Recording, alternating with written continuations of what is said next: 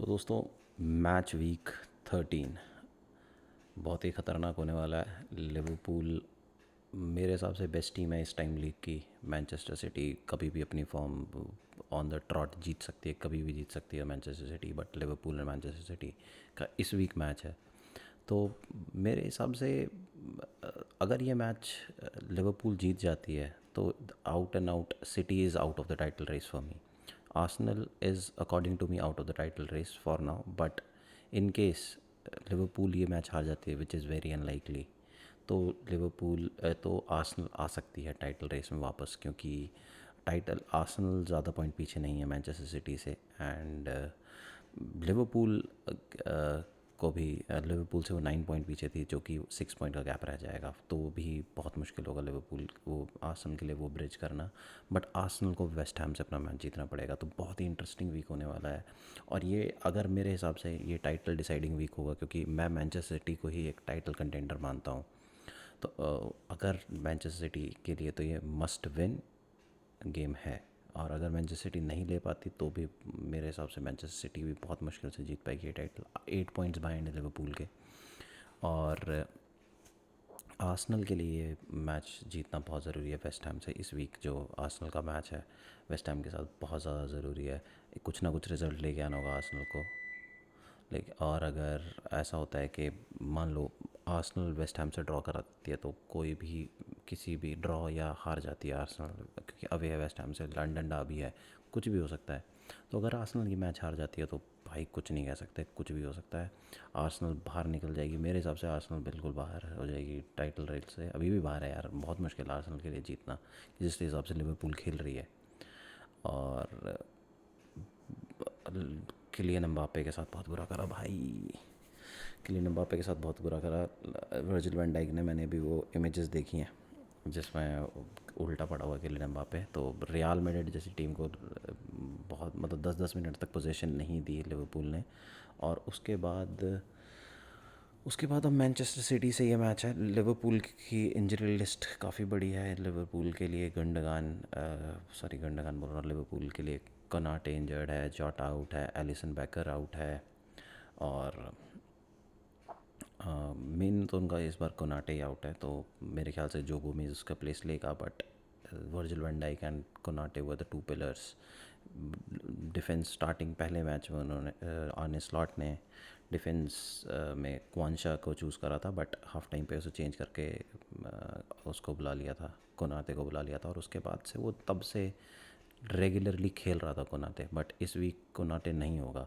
But minimum मेरे हिसाब से मैनचेस्टर सिटी फिर भी ये इंजरी की लिस्ट के बाद भी लिवरपूल के ज़्यादा से ज़्यादा ड्रॉ ले सकती है। मैं नहीं देख रहा कि, मुझे नहीं लगता कि यार वो कुछ कर पाएगी। मतलब मेरे हिसाब से वो नहीं जीतेगी तो बिल्कुल भी नहीं मैनचेस्टर सिटी। और बहुत इंटरेस्टिंग वीक है अभी इस टाइम जब मैं वीडियो रिकॉर्ड कर रहा हूँ। ब्राइटन ने ड्रॉ करा लिया है अपना मैच। साउथहैम्पटन के साथ मैच था, उनके होम पे था। I was thinking that Brighton should be the favourites to win it, but Southampton manage to draw the game. And Brighton लेकिन इस बार भी अभी सेकंड पे है, विच शोज़ कि हम कितनी अर्ली हैं अभी स्टेज पे।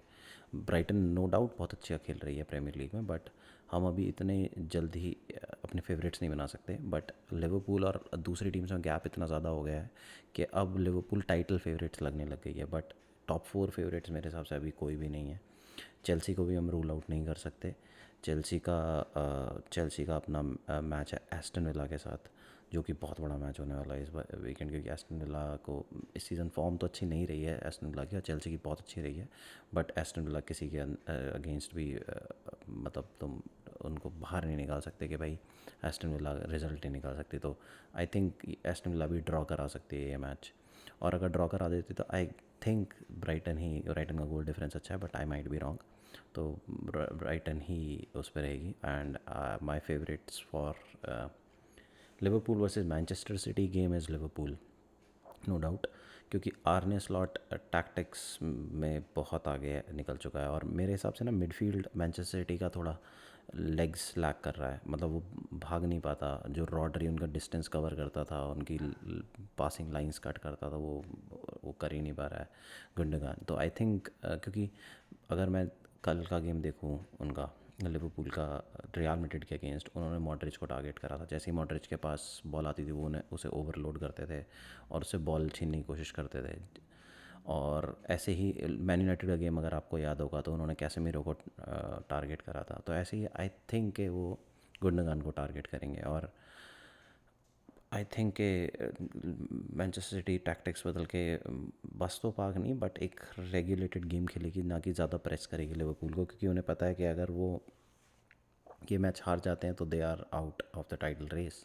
और अगर वो ड्रॉ भी कर लेते हैं इस मैच को, which is like they have 8 points in, they are just 8 points behind. और जनवरी में जैसे कि अफ्रीकन प्लेयर्स जाएंगे लिवरपूल के, तो मोहम्मद साला चला जाएगा, तो which gives Manchester city a good chance. और मैनचेस्टर सिटी हमें पता है सेकंड हाफ में बहुत ज़्यादा गेम्स जीतने की केपेबल है, कि हम बहुत सारे एक साथ में गेम जीत जाएंगे, तो वो भी हो सकता है।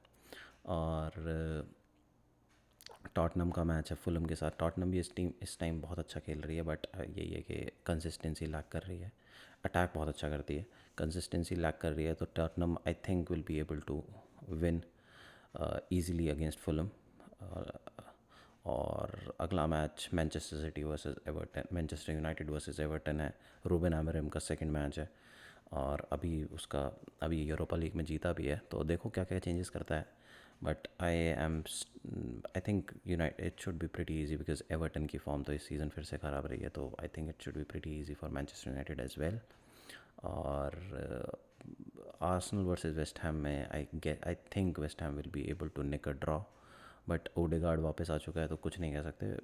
और अगर आर्सेनल का ये ड्रॉ हो गया तो Arsenal are out of the title race, because अगर आर्सेनल जीतती है and I think Liverpool will win this, तो I think Arsenal will be out of it. And if City will lose, then City is also out of the title race, because 11 point gap bridge करना बहुत मुश्किल है भाई।